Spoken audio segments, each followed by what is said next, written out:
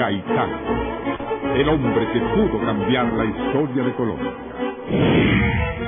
El 7 de febrero de 1948, en la llamada Manifestación del Silencio, el dirigente revolucionario Jorge Eliezer Gaitán elevó su voz ante el pueblo de Bogotá para protestar contra los crímenes del gobierno de Mariano Ospina. Gaitán dirigió su arenga al presidente Ospina. Impedid, Señor, la violencia. Queremos la defensa de la vida humana, que es lo que puede pedir un pueblo. En vez de esta fuerza ciega desatada, debemos aprovechar la capacidad de trabajo del pueblo para beneficio del progreso de Colombia. 2 meses después, el 9 de abril de 1948, Gaitán muere asesinado por 3 disparos. La violencia en Colombia no empezó con el crimen del líder del Partido Liberal. Antes del homicidio, el país estaba sumergido en una ola de enfrentamientos por diversas causas.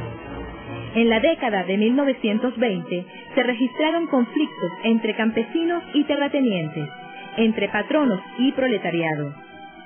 Pasó a la historia el llamado conflicto de las bananeras, que terminó en la muerte de miles de personas y que el escritor colombiano Gabriel García Márquez relata en su libro 100 años de soledad.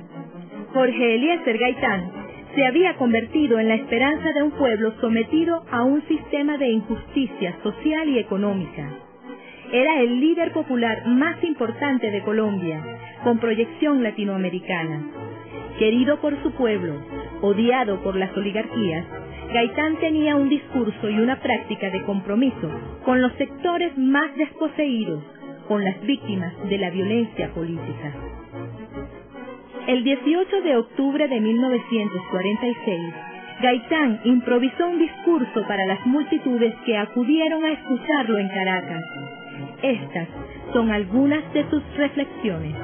Yo le pidiera a las más antiguas y grandes razas de la tierra que vinieran a esta América, que se adentraran, como nuestros mulatos, en las selvas del trópico, que trabajaran, como lo hacen los hombres nuestros, 12 y más horas, casi sin salario, y siempre desnutridos, que sufrieran los dolores de nuestro pueblo, que vengan los europeos a presenciar el drama de esta masa enorme de América, devorada por el paludismo, con gobiernos que le han vuelto de la espalda a su gente para enriquecerse en provecho propio.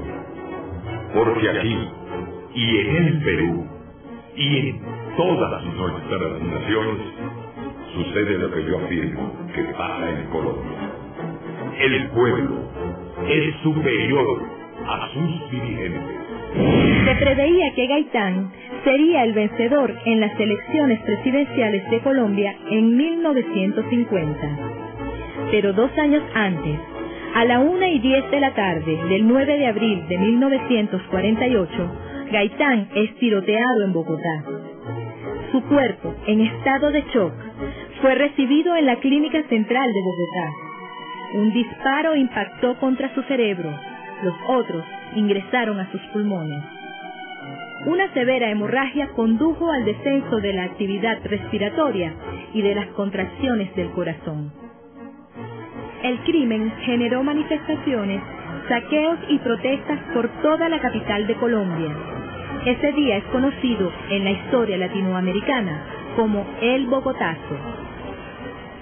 Curiosamente, Ospina Pérez acusó a la Unión Soviética por los sucesos del 9 de abril, rompió relaciones con ella y responsabilizó a los comunistas colombianos.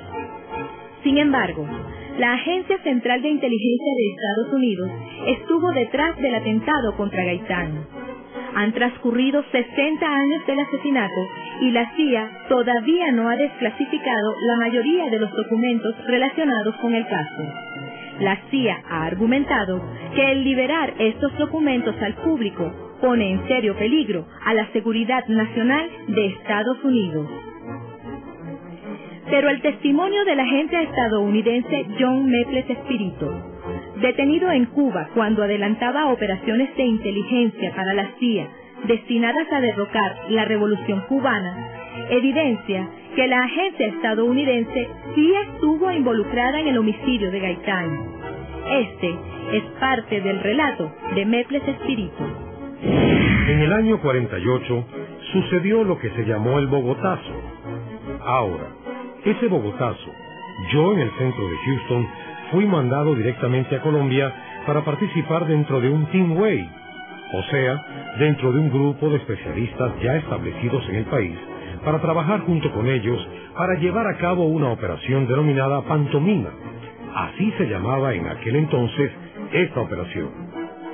Esta operación tenía como parte fundamental tratar por todos los medios un abogado de tendencia de izquierda, líder muy popular en aquel entonces, llamado Eliezer Gaitán, de profesión, abogado criminalista. Por tanto, este individuo ya estaba en contrariedades con la Embajada de los Estados Unidos y con varios emisarios que un jefe de grupo llamado Thomas Elliot trataba de arreglar, hacer como tratar una especie de componenda, puedo decir, con este individuo, o sea, Eliezer Gaitán.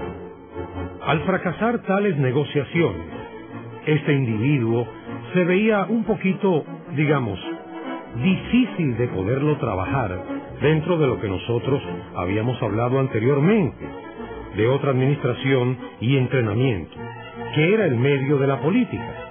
O sea, el tratar de llegar al individuo por medio del soborno y el chantaje. Es decir, había que trabajarlo entonces en otra forma.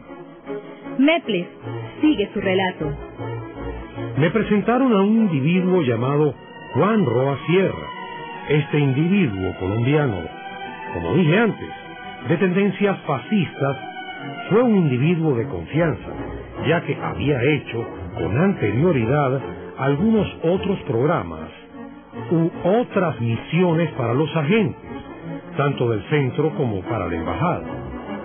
Este individuo se le prometió en aquella ocasión protegerlo debidamente contra las autoridades colombianas en caso de que fuera arrestado al cometer el hecho, y a la misma vez también se le prometió, aparte de dinero, sacarlo lo más pronto posible fuera del país. En sí, todo esto se arregló con él de una manera bastante bien, pero para nosotros pensábamos después eliminarlo físicamente, ya que este individuo, después de cometido el hecho, iba a ser para nosotros un estorbo y un testigo presencial del caso. Por lo tanto, nos ahorramos ese problema. También fue ajusticiado por el pueblo en ese momento que cometió el hecho en una de las céntricas calles de Bogotá. Los testigos de la época relatan que un cabo de la policía capturó a Roa Sierra, lo golpeó y lo desarmó e ingresó con él a la droguería Granada, cerrando la reja para proteger la vida del homicida. Cuando se le inquirió por las causas, él respondió: No puedo. Son cosas poderosas que no puedo decir. Luego la turba enfurecida que se había formado en minutos sacudió la reja y la abrió. La muchedumbre ingresó y un limpiabotas le pegó con su caja en la cabeza. Roa Sierra cayó al piso. Lo sacaron de la droguería y sobre el andén lo ultimaron. El asesinato de Jorge Eliezer Gaitán partió en dos la historia de Colombia.